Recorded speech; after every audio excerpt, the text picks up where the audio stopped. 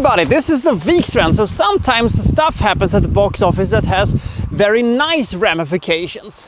For instance, I didn't think that Murder on the Orient Express would be a big hit, but it was, thanks to a great cast, a great adaptation, and a stunning looking movie, and a very good Kenneth Branagh as Hercule Poirot. And because this was a big hit at the box office, he was able to pencil out a new movie that would come out a few years later. That's the movie that we're gonna take a look at today and see if it is any better than its original. This is one of these rare occasions where I actually think that it was a good thing to have a sequel, because it has nearly nothing to do with Murder on the Orient Express. This is a totally different animal. Let's find out how good this movie is, shall we? This is Death on the Nile.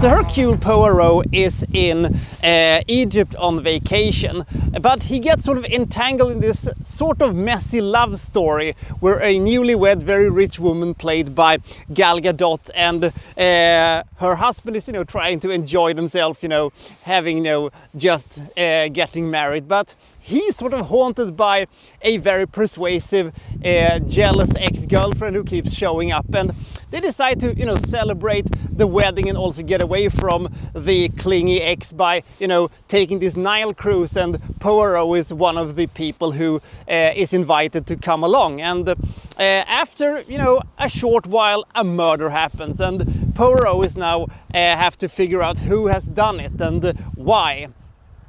Because there is, of course, a lot of, suspects, and everybody has their own reasons for killing whoever was killed. I'm not going to spoil that one, by the way. And this is a classic murder mystery, and I love murder mysteries. If done correctly, it can be some of the most entertaining and suspenseful things you can ever hope to see. And this is no exception. This is an absolutely fantastic murder mystery, but it doesn't stop there, because this movie is also an absolutely magnificent looking movie. You thought that Murder on the Orient Express looked good and was great, stunning visual storytelling. You ain't seen nothing yet. This is like a very expensive Christmas present wrapped up in this fantastic wrapping paper, a golden, enormous bow tie, and you don't really think about the story that much. It's just such a gorgeous movie to look at.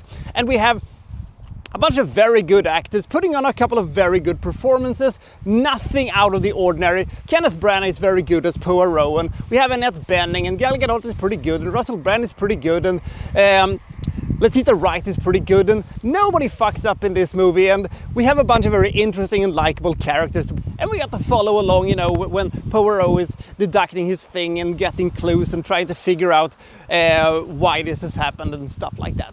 So this is a very, very good movie, and I like it a lot. And you could say that this movie has some stuff that doesn't quite fit it correctly, because Kenneth Branagh, for some reason, decided to, include, some backstory for Hercule Poirot. Maybe it is to, explain his personality and things like that, but I didn't think it was necessary to have those World War I flashback sequences that was shot in black and white. It was a very good, contrast thing, with the warm and inviting colors of Egypt, with the black and white horribleness of World War I. At least what you could do with a PG-13 rating. But I guess they felt compelled to, pad out the runtime. We also have a couple of not so necessary side plots that is also there to, in my opinion, mostly pad out the runtime, but it also gives the movie a bit of a different vibe at some point. And I thought it was okay, but it wasn't necessary, but it wasn't bad, as I've heard that some people have described it as.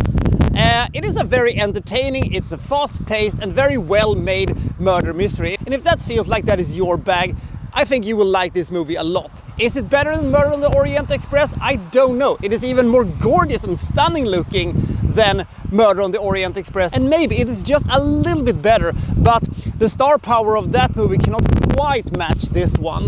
But But I'm glad that, you know, Kenneth Branagh has found this little gig with Hercule Poirot, and it's almost like a Bond movie. You can, you know, trot this one out every 2 or 3 years, and it will be both entertaining and it will be, you know, pretty fun to, you know, try to solve the mysteries and try to figure out what we have missed and who did it and why so-and-so did what to such and such. And granted, A Haunting in Venice was not nearly as good as this one.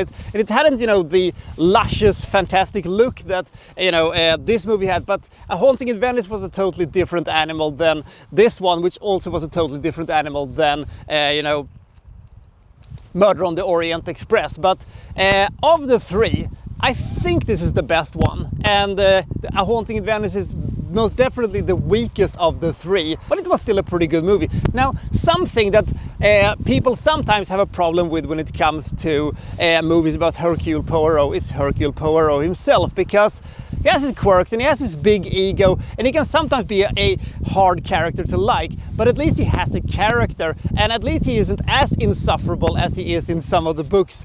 I did read Death on the Nile back in the days, and I've actually seen a couple of the versions that has been done of this story over the years, but I had actually forgotten all about them once I saw this thing. So it was just when we were, you know, reaching the climax of the thing that I kind of figured out, oh, I kind of remember what's going to happen now. That is when, you know, so-and-so is going to reveal, you know, that such and such has been going on, and then we go, ooh.